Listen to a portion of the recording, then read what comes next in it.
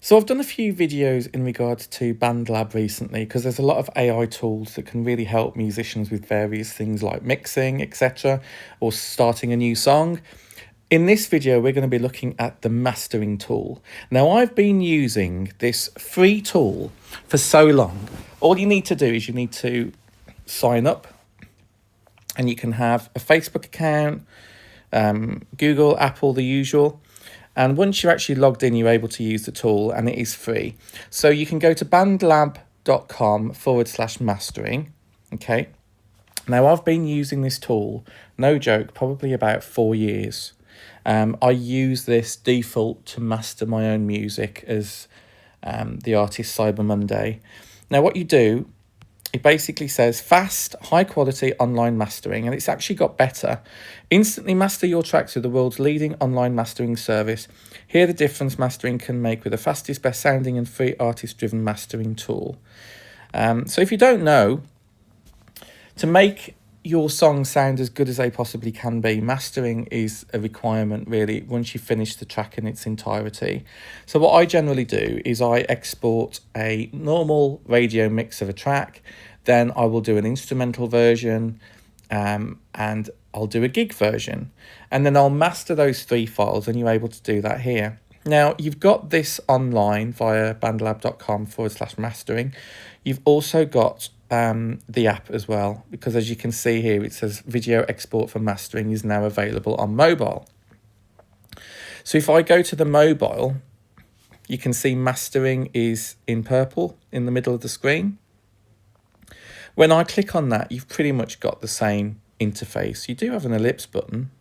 Oh, just about sharing it, so that's fine. So it's as simple as literally just importing your track.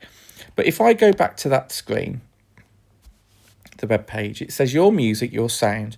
Now, what's great about this is you're able to choose exactly what style of mastering preset works for you. Okay. Now, the most typical one that I've used, in fact, 99% of the one that I've used is universal, because it, as it says, it's natural, it's tonal balancing, and that's exactly what I want. When you delve into the other genres, they may suit a particular style or genre of music that you do. So, for example, we've got universal here, so let's have a listen.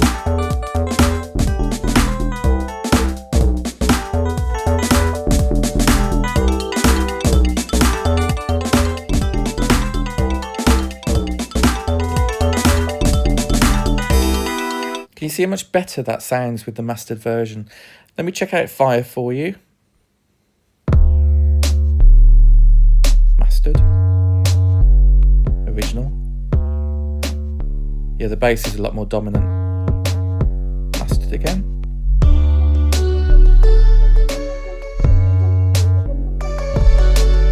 Yeah, you can really hear a lot more clarity mid-range there.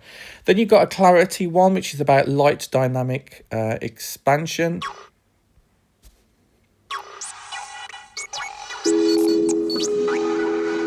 Obviously, these tracks that it's using are for that. You've also got tape. Now, tape can be great if you want that warming sound. In fact, I read an article yesterday about cassette tapes, how there's a revival going on because they're like the cheapest form of merch for independent musicians. And actually, fans do really like this. Even though it's lower quality, it's like a lo-fi analog warm sound. So, you know, I thought that was interesting. And you've got, sorry, I didn't mention that, you've got the genres on the top as well. So if you are dominantly pop, electronic, rock, then universal will be fine. If you do trap, experimental, then fireworks well. R&B, sing, songwriter, classical for clarity. Jazz, indie, rock for tape. Acoustic, jazz for natural. Ambient, electronic, experimental for spatial. Now, spatial enhances the stereo mix automatically. This is stuff you can do in your digital audio workstation, to be fair. However, this makes it so much easier. If you do like a soundtrack or orchestral or classical, then cinematic may work really well.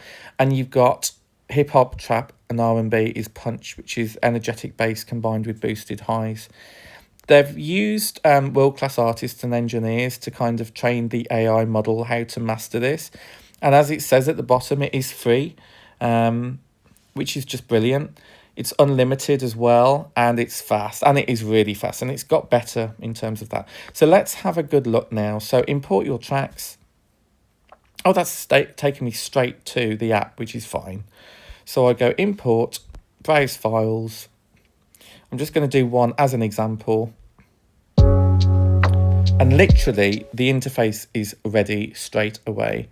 So you've got input gain here, which you can automatically change. You've got original to hear the original. So let's have a listen to the original, just a bit of it, shall we?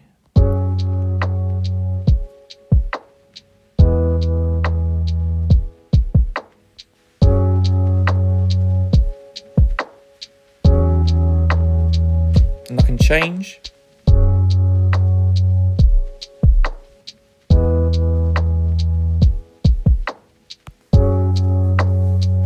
Now what's great is you're able to cut or chop, cut really. If you wanted to actually edit, like for example, I would prefer to just end it there. So I could move that orange bar just about there.